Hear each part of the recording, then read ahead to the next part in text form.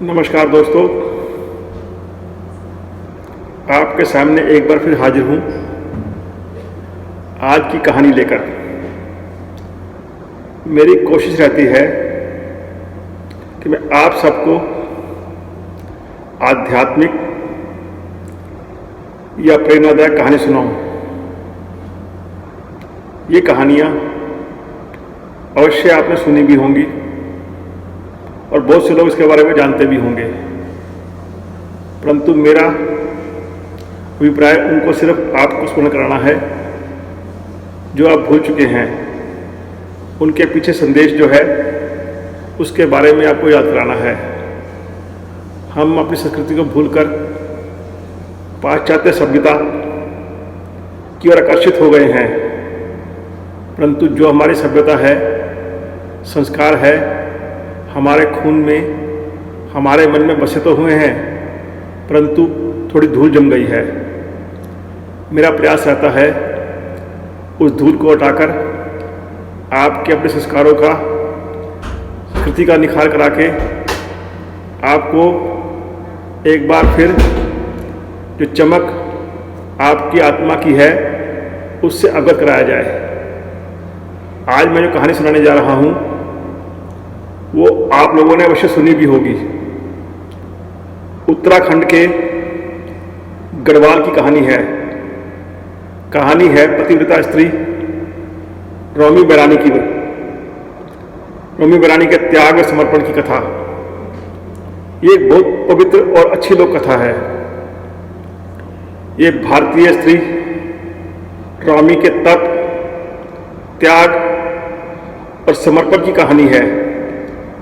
उत्तराखंड में इसे खूब कहा सुना जाता है। इस कहानी को नाटक में, लोकगीत में खूब लोग एंजॉय करते हैं। इसका मंचन भी बहुत लोकप्रिय है। अब मैं शुरू करता हूँ ये कहानी। रोमी बैरानी एक पवित्रता नारी थी। सालों साल पति से दूर रहकर भी उसके लिए उसके मन में प्रेम और निष्ठा बिल्कुल भी कम नहीं हुई। ऐसा कहा जाता है कि रोमी की पतिव्रता सीता और सावित्री अहिल्या से कम नहीं थी। रोमी बैरानी में बोरानी शब्द बहु या बहुरानी शब्द का पहाड़ी पर्याय हो सकता है। एक गांव में रोमी नाम की विवाहिता अपनी सास के साथ रहती थी। कम उम्र में ही रोमी की शादी हो गई थी। शादी के बाद रोमी का पति फौज में एक लड़ाई लड़ने चला गया, परंतु वापस नहीं आया। सास और बहू में काफ़ी प्रेम था। वे दोनों माँ बेटी की तरह रहती थी। सास घर के अंदर काम करती, रोमी बाहर गाय बकरी चराती, खेती बाड़ी का काम संभालती थी। रोमी अपने पति से बहुत प्यार करती थी, अत्यंत प्रेम करती थी। उसकी याद में रोमी काफ़ी उदास रहती थी। वही हाल रोमी की सास का भी था। बुढ़ापे में बेटे के दूर रहने की चिंता उसे खाई जा रही थी। दिन पर दिन जीवन दूभर हो रहा था।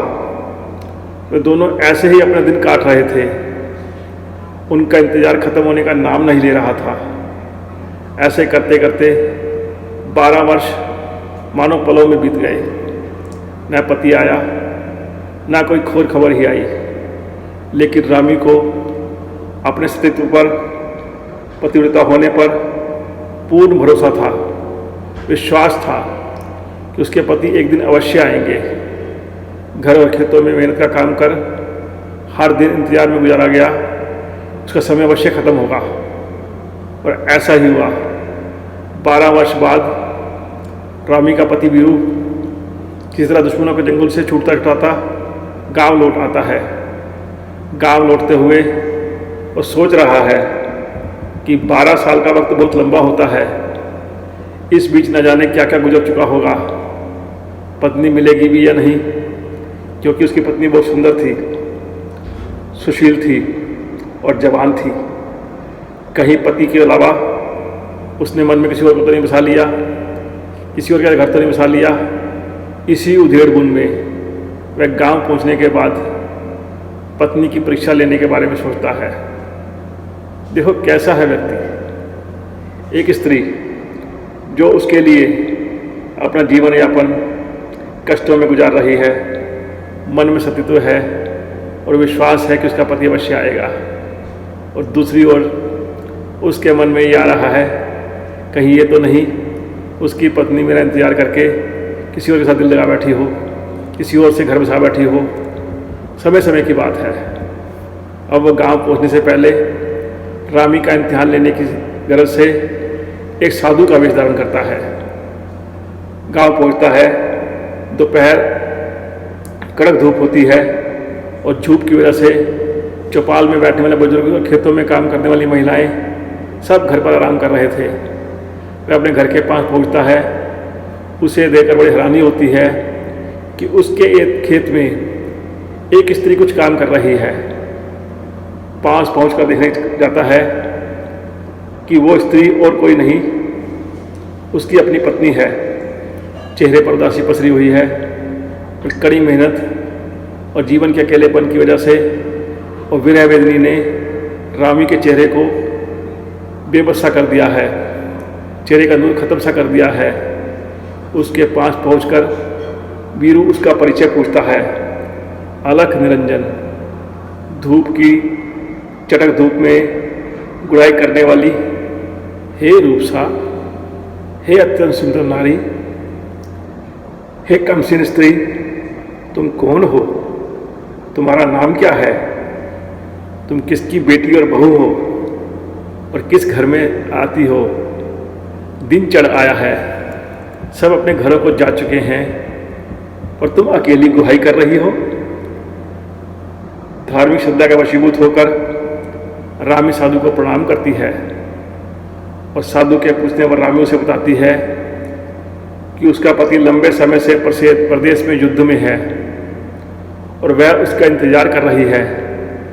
वह साधु से पूछती है, हे योगी, क्या आप बताएं मेरा पति घर कब लौटेगा?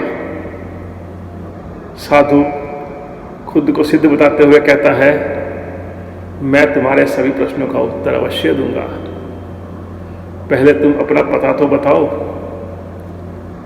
पुनः अपने उद्यम में लगे हुए साधु से बात करते हुए वह उसे बताती है, मेरा नाम रामी है, मैं रावतों की बेटी हूँ और पाली के सेठों की बहू हूँ। साधु आगे पूछता है, तेरे सास ससुर और जेठ कहाँ हैं?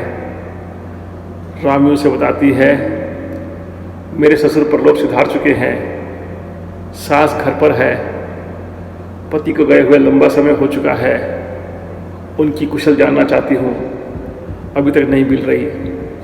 अब साधु परीक्षा लेने के लिए उससे कहता है, अरे रामी, 12 वर्ष से क्यों तू इसके इंतजार में अपनी जवानी बर्बाद कर रही है? वह अब नहीं आने वाला, अपने यौवन का नाश मत कर। चल 2 घड़ी बुराश की छाया में बैठकर बातें करते हैं और जीवन का अद्भुत आनंद उठाते हैं। यह सुनते ही रामी को अत्यंत क्रोध आ जाता है। वह साधु को खरी खोटे सुनाते हुए कहती है कि साधु नहीं, तू कपटी है, तेरे मन में खोट है। साधु पुनः उसे फंसाने की कोशिश करता है। रामी कहती है, हे धूर्त, तुझे बैठना ही है तो जा अपनी बहनों के साथ बैठ, मैं पतिव्रता नारी हूँ, अगर आगे कुछ कहा तो मेरे मुंह से गालियाँ सुनने को मिलेंगी, और ये ना हो मैं अपशब्द करूँ और तुम्हें श्राप दे दूँ, और मैं तुम्हें श्राप देकर कहती हूँ कहीं ये ना हो तेरा विध्वंस हो जाए। कई कोशिशें करने के बाद नाकाम रहने पर थक हार कर साधु गांव की ओर अपनी माँ के पास पहुँचता है। बुढ़ापे से सख्त हो चुकी माँ उसे नहीं पहचान पाती। रामी साधु का वेश बने धीरू को यह देखकर बहुत कष्ट होता है। साधु बुढ़िया का हाथ देखकर बताता है कि माई, तेरा बेटा 12 साल से घर नहीं आया। बुढ़िया उसके ज्योतिष ज्ञान से प्रभावित होकर भिक्षा के लिए अनाज देकर उसे कहती है, मेरे बेटे की कुछ खबर तो बताओ। मेरा बेटा कब तक लौटेगा? साधु कहता है, मैं इस अनाज का क्या करूँगा? मैं बहुत भूखा प्यासा हूँ, हो सके तो मुझे भोजन करा दो। भोजन करने के बाद ही मैं तुम्हारे बेटे के बारे में कुछ बता पाऊँगा और अवश्य उपाय भी बताऊँगा, जिससे आपके बेटे के बारे में आपको पता चल सके। तभी रामी घर पहुँचती है। वहाँ बैठे साधु को देखकर उसे कहती है, अरे पाखंडी, तू यहाँ भी पहुँच गया?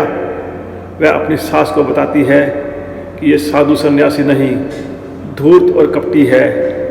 सास रामी को डांटती है कि साधु का अपमान नहीं करते।